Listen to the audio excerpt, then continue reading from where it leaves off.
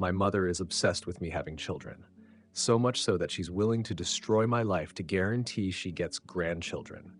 She is the most baby-fixated person I've ever known. When I was 8, she started making my sister, Daniela, and me wear pregnancy simulation suits for hours every day. 20 pounds of sand were strapped to our stomachs while we practiced breathing techniques and watched childbirth videos. If we complained about back pain, she added more weight and reminded us that real mothers don't complain. She even forced us to practice breastfeeding with unsettling dolls that cried if we held them incorrectly. While I spent those sessions planning how to escape, Daniela embraced the training as if it were her calling. She walked around the house with perfect posture, cradling her fake belly and speaking to it softly. By 16, she was asking Mom to let her act as a trial surrogate for infertile coworkers. At 18, Mom threw her a huge celebration, not for graduating high school, but for signing her first surrogacy contract. Guests called her a blessing and an angel, while I sat quietly in the corner feeling like I was watching a transaction. Within 3 years, Daniela had carried 3 babies for 3 different couples. Each time she returned from the hospital, Mom showcased her around town as though she had won a national award.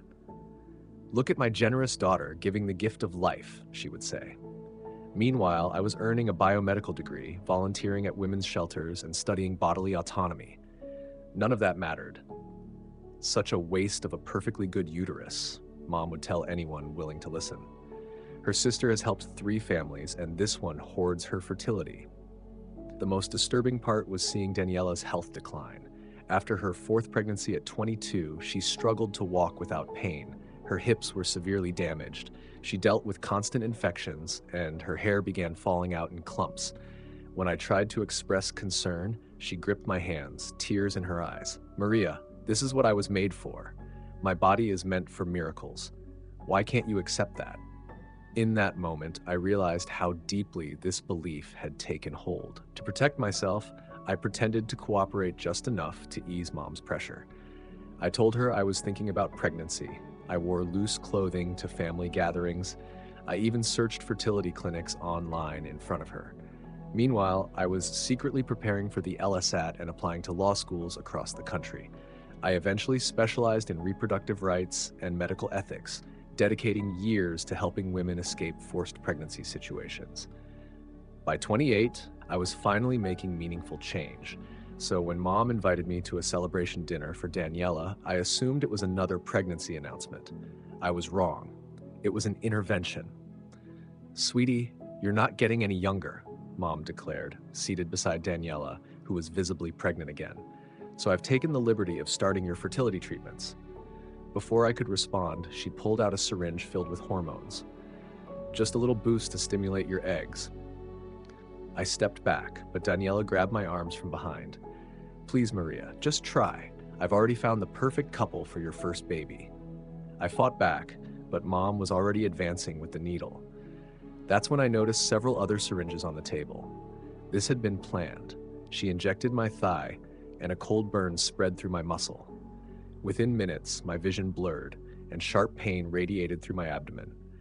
Through the haze, I heard her on the phone. "Yes, we've started the protocol. She'll be ready for retrieval in 2 weeks." That was the moment I understood this was no longer just family pressure, it was exploitation. I woke up in the ICU with severe ovarian hyperstimulation syndrome. Doctors had nearly been forced to remove my ovaries. My mother stood over me. "We only brought you here to save your womb," she said. I pressed the nurse call button. The nurse took one look at my mother and escorted her out for a private assessment. When we were alone, she gently asked if I was okay. I broke down. The situation forced me to confront how harmful my mother truly was. I told the nurse everything: the surrogacy, the favoritism, the coercion. After I finished, she called hospital security to restrict my mother's access. 20 minutes later, she returned with a uniformed officer who introduced himself as Detective Rodriguez from the Domestic Violence Unit. He pulled up a chair while the nurse adjusted my IV. "Maria, I handle cases involving reproductive coercion and forced medical procedures," he explained, turning on a recorder. "What your mother did qualifies as assault, and based on what we've heard, it may be part of a broader pattern." Through the glass door, I saw my mother trying to force her way back inside. When she noticed me watching, she pressed her lips against the window, mouthing insults. My phone began buzzing repeatedly. The messages were from Daniela. "How could you call the police? Mom was helping you. You're destroying our family." Detective Rodriguez reviewed the texts, then set the phone down. "We've received prior complaints about forced fertility treatments, especially connected to certain clinics. Does your mother work in healthcare?" "She's a receptionist at Blessed Beginnings Fertility Clinic," I replied. His expression shifted. A hospital social worker entered and froze when she read my chart. "Maria Gonzalez. Your mother is Patricia Gonzalez?" she asked carefully. It was clear they were familiar with her. As I logged into my medical portal, I found something alarming. 3 months earlier, my medical power of attorney had been changed to my mother. The signature looked like mine, but was slightly off, as though traced. Before anyone could respond, a sharply dressed attorney entered. "I represent Patricia Gonzalez. There appears to be a misunderstanding about my client's daughter's care." He claimed I was suffering from hormone-induced psychosis and requested a psychiatric evaluation. "I'm not psychotic," I said. "Hormonal imbalance can cause paranoia and delusions," he replied smoothly. Soon the hallway grew chaotic. Daniela appeared with several children, announcing loudly that I had long struggled with jealousy. Security tried to manage the disturbance. I called my law firm for support, but the receptionist told me my mother had already contacted them, describing my supposed breakdown. They advised me to focus on recovery. Through the window, I watched my mother hand my apartment and car keys to her lawyer while reciting my weekly schedule from memory. James arrived, but Daniela intercepted him, gesturing toward me in a way that implied instability. The nurse returned with my belongings, including brochures from Blessed Beginnings and a consent form for egg retrieval bearing the forged signature. A hospital administrator suggested transferring me to the psychiatric ward as a precaution. Detective Rodriguez intervened, not without a court order. Then, my law school mentor texted saying my mother had expressed concern about my pregnancy delusions. Every area of my life was being she had been preparing this for years, waiting for the right moment to set the plan in motion, and I had walked straight into it. The psychiatric evaluation was scheduled for 8 a.m. I spent the entire night rehearsing responses in my mind, trying to predict Dr. Whitfield's questions. The nurse from the earlier shift gave me a sedative, quietly suggesting I needed rest to appear composed. But I couldn't sleep. Every time I closed my eyes, I saw my mother's satisfied smile through the glass. Around 3 a.m., my phone lit up with an Instagram notification. Daniela had posted a photo from a family dinner the previous month. I was in it, slouched in my chair, eyes unfocused.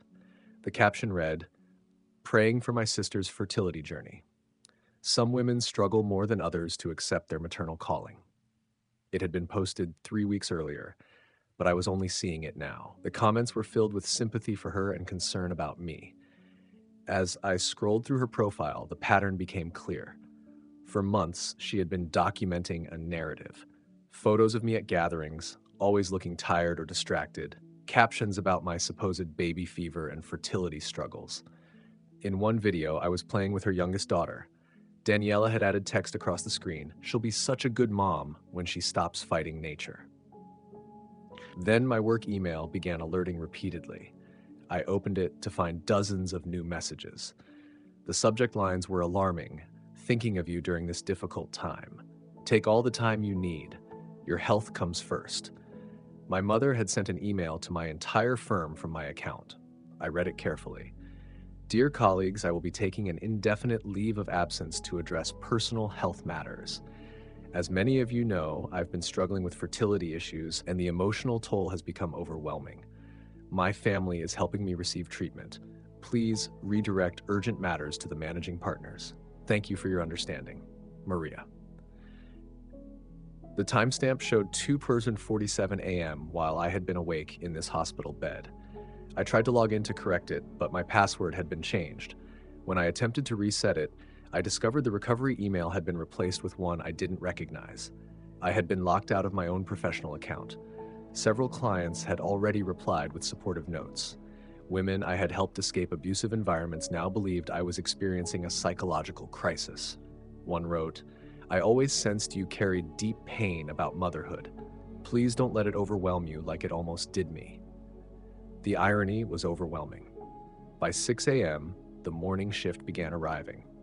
Through the window in my door, I noticed staff whispering and glancing in my direction. Information spreads quickly in hospitals. They had likely heard I attacked my mother during a fertility dispute. A breakfast tray was delivered, but I couldn't eat. My hands were unsteady. When I took a sip of juice, I noticed a bitter aftertaste and set it aside.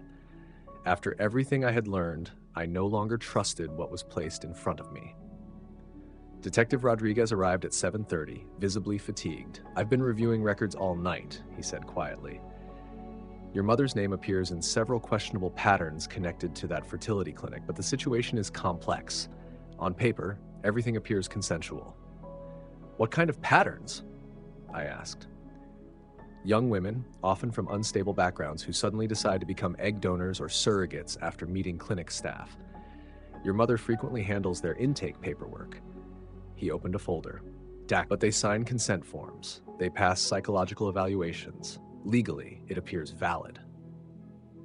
"Because the system protects the clinic," I replied. He nodded. "I need stronger evidence.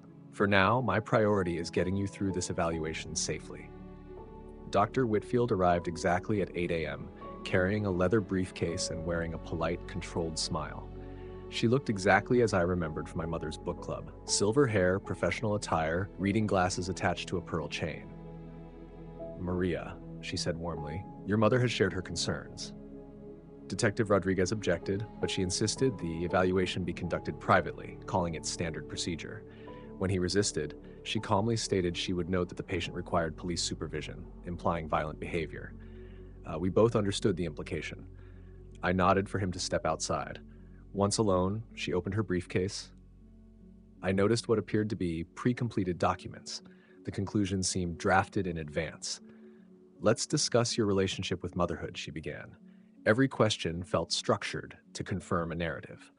When I explained that I had chosen career goals over parenting, she noted, "defensive rejection of femininity."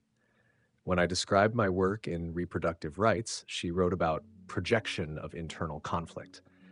When I detailed the forced injection, she asked whether I often felt persecuted by maternal figures.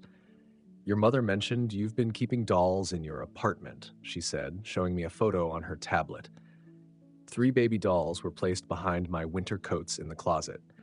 "I've never seen those," I said. "It's common for women experiencing fertility grief to revert to childhood coping mechanisms," she replied, typing quickly. The dolls were arranged deliberately, one holding a bottle, another beside a diaper bag, the third wrapped in a blanket. It looked staged. "Denial is also typical," she added. "She injected me without consent," I said firmly. "According to witnesses, she offered a vitamin supplement. You reacted aggressively and had to be restrained. Stress can distort perception." My phone buzzed with a bank notification showing a large withdrawal from my savings. When I tried to check it, Dr. Whitfield calmly took the device and placed it in her briefcase. "Let's stay focused," she said. "Tell me about your jealousy toward Daniela." "I'm not jealous." 7 successful pregnancies, a supportive family, community admiration," she said evenly. "Meanwhile, you've built a career centered on preventing women from embracing motherhood." Every statement I made was reframed as instability. By the end of the session, she had constructed a clinical profile of a woman overwhelmed by unresolved fertility grief, fabricating persecution to avoid confronting personal desires. "I'm recommending a 72-hour psychiatric hold for observation," she concluded. "With therapy, we can address these delusions." "You don't have grounds," I said. "I know my legal rights." "Of course," she replied calmly. "Sometimes professional overachievement compensates for perceived personal shortcomings." She stood and smoothed her skirt. "The hold begins immediately. Transport will arrive shortly." After she left, I picked up the room phone to call someone, anyone.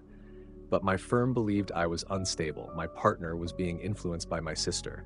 My accounts were being accessed. Even my mentor had been contacted. The transport team arrived while I was still holding the silent receiver. 2 orderlies entered, professional and composed, prepared to escort me to the psychiatric unit. They addressed me in calm, controlled voices, as though I were unstable or unpredictable. The nurse who had supported me earlier was no longer there. As they prepared me for transfer, I saw my mother in the hallway speaking with Dr. Whitfield, occasionally dabbing her eyes with a tissue.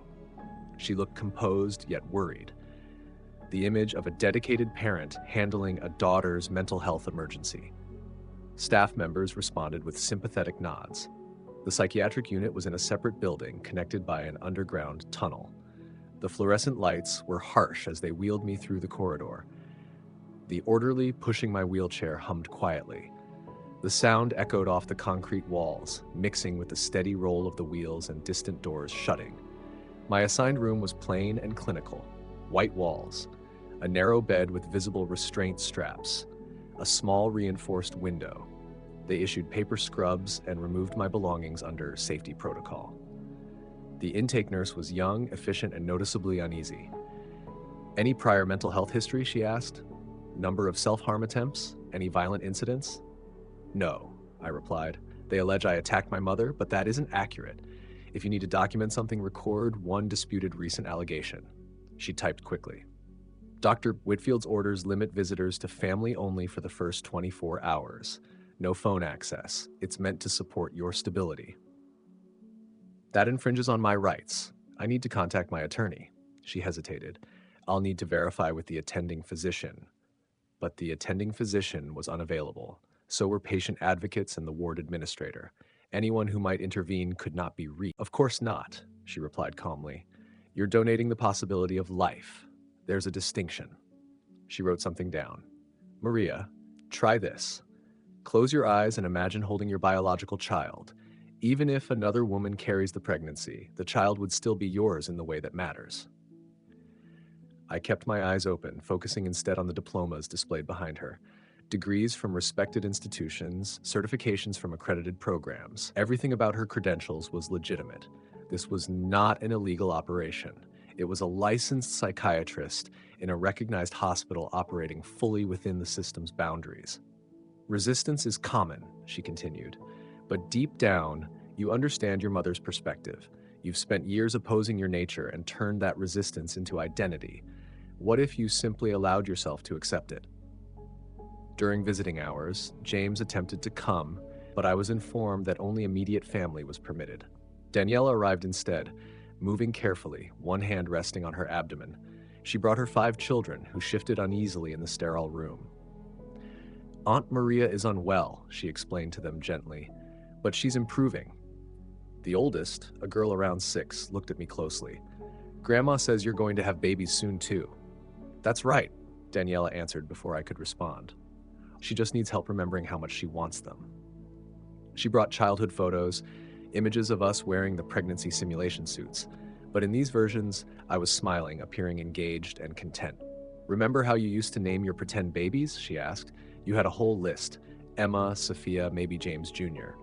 "That was you," I said quietly. "Those were your names." "No, Maria." She pulled out a worn notebook, my childhood diary.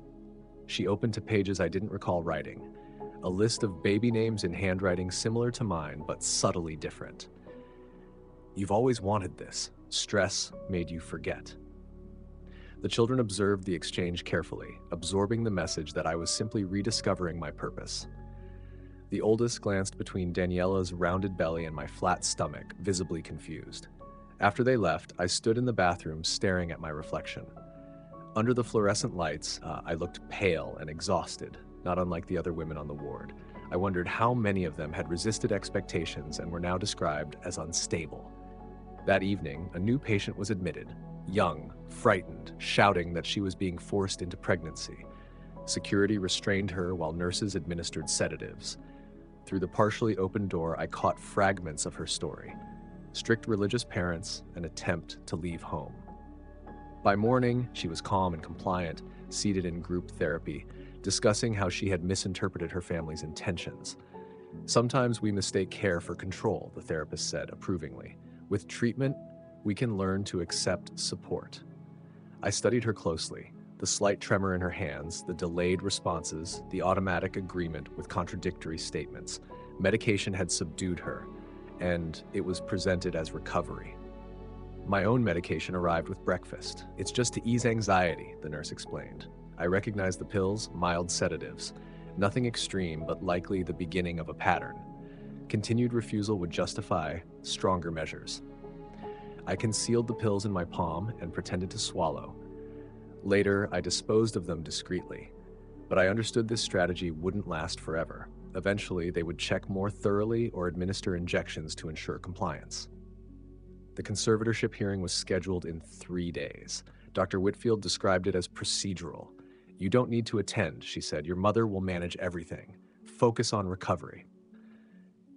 But I knew what conservatorship meant. Once granted, my mother could consent to medical decisions on my behalf.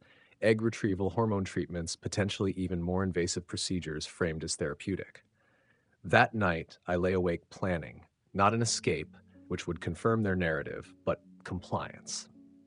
Strategic, deliberate compliance designed to secure release before the hearing. I would become what they expected, a woman who had embraced her true desires, who recognized her mother's love, who was ready to accept motherhood. The performance would need to be flawless. Any hesitation could extend my confinement indefinitely. If I could persuade them that I had experienced a breakthrough, express gratitude, demonstrate insight, I might secure discharge in time to contest the conservatorship legally. I thought about the women I had represented.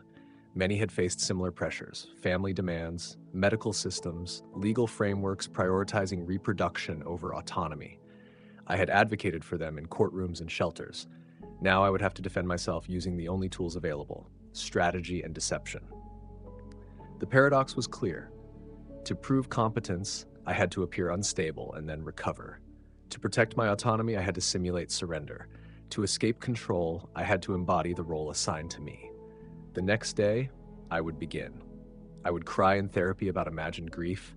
I would thank Dr. Whitfield for her guidance. I would ask Daniela for advice about egg donation. I would allow my mother to dress me in maternity clothes and tell her they felt appropriate. Every word would contradict my beliefs. Every gesture would require restraint.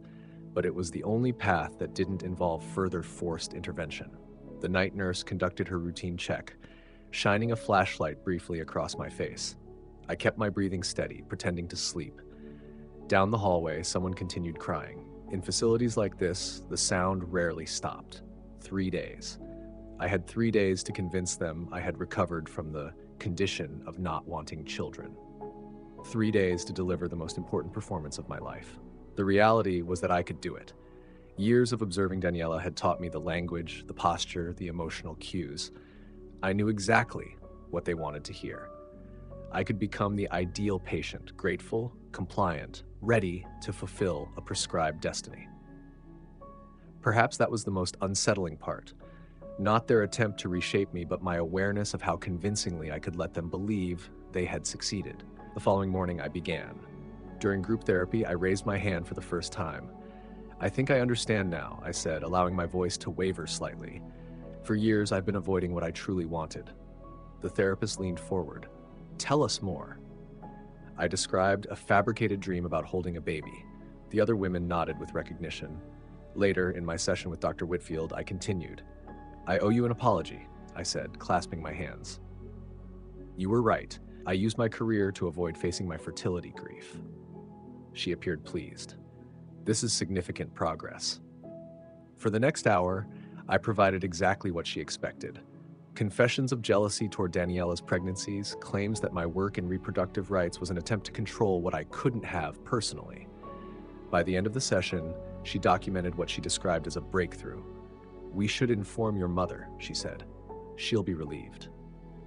That afternoon, when my mother arrived, I was wearing one of the maternity dresses she had brought. The fabric hung loosely, but I placed my hand over my abdomen, mimicking Daniela's habitual gesture. Oh, sweetie, my mother said, her eyes filling with tears. You look so natural, she finished. I allowed her to hug me, resisting the instinct to step back. I'm sorry I fought you, I said quietly. You were trying to help. She pulled away and examined my face carefully. For a brief second, I wondered if she sensed the performance. Then she smiled and reached for her phone. Daniela needs to hear this, she said, already dialing.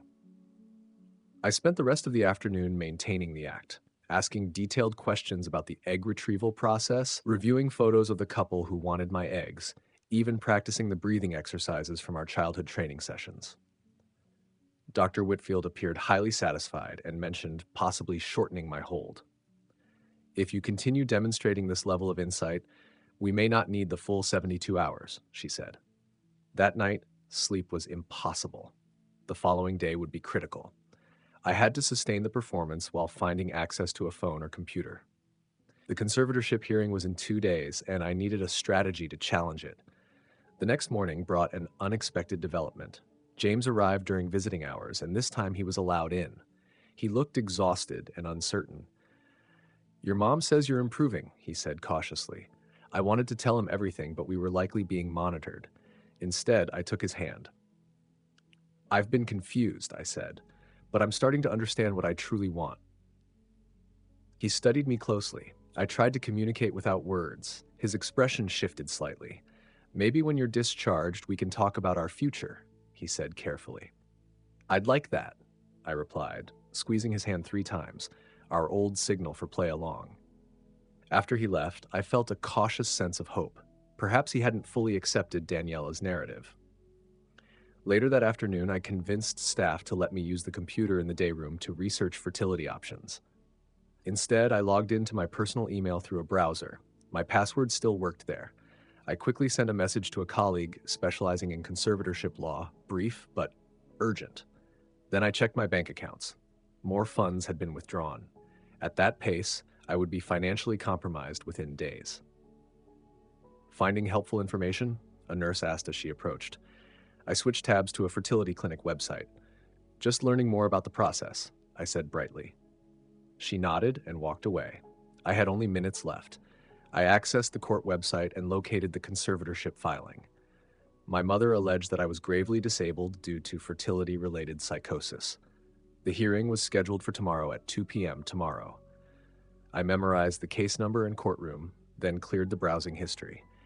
If I could secure release in the morning, I might reach court in time. That evening, Dr. Whitfield requested an urgent session. I assumed they had discovered my computer activity. "Your mother mentioned you've been asking about specific clinics," she said. "I'm pleased with your progress and am recommending immediate discharge." I paused. "Discharge? You'll continue outpatient therapy, of course, but I believe you're ready to move forward." She smiled. "Your mother has already scheduled an appointment at Blessed Beginnings tomorrow afternoon." "Tomorrow afternoon, the same time as the hearing." "That's wonderful," I said evenly. I was released at 9 a.m. the next morning. My mother was waiting outside with flowers and a gift bag. "I bought prenatal vitamins," she said, "to prepare your body." I smiled and accepted them, already calculating my next step. "Mom, can we stop at my apartment first? I'd like to change and feel more like myself." Her expression shifted slightly. "But we have appointments." "Please," I said gently, using the persuasive tone I had learned from Daniela. "I want to look my best. Today matters." That argument worked. She drove me to my apartment and insisted on coming inside. While she waited in the living room, I locked myself in the bathroom and called my colleague. "Maria, I received your message. The hearing is at 2, correct? I'll be there." "I can't attend directly," I whispered. "She'll have me at the clinic. Can you file an emergency motion?" "It's harder without you present. There's evidence. Check my work email. The password is..." I gave her the credentials. "There's a folder labeled personal." I ended the call as my mother knocked. "Everything all right?" "Just nervous," I said. When I stepped out, she had begun rearranging my bookshelf, removing legal texts and replacing them with pregnancy guides she had brought. "Much better," she said. "Now change." She handed me a flowing dress designed to project fertility and softness. I put it on. We arrived at Blessed Beginnings at 1:30 p.m. The waiting room was filled with hopeful couples and young women who appeared detached. I recognized that look from my advocacy work. "Patricia," a nurse greeted warmly. "And this must be Maria. We've heard so much about you." They led me back for preliminary tests while my mother completed paperwork. "Your mother says you're eager to help a very special couple," the nurse said as she drew blood. "Yes," I replied. At 2:15, I asked to use the restroom. Instead, I exited through a side door and requested a rideshare. The courthouse was 10 minutes away. I entered the courtroom at 2:25. The judge was already speaking. My mother sat at the petitioner's table with her attorney. My colleague stood at the respondent's table and visibly relaxed when she saw me. "Your Honor," she said quickly, "my client is present." My mother's face shifted from pale to flushed.